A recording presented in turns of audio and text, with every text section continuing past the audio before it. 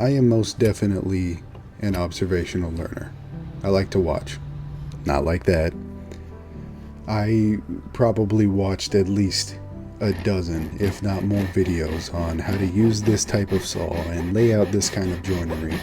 So just know, don't use me as a teacher. I'm still learning.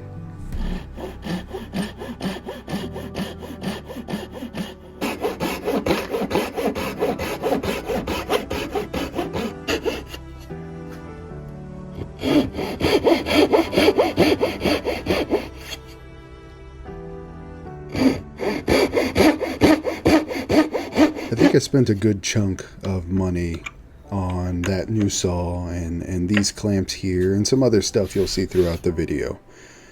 And on the note of learning, I guess I didn't learn that I would need better chisels.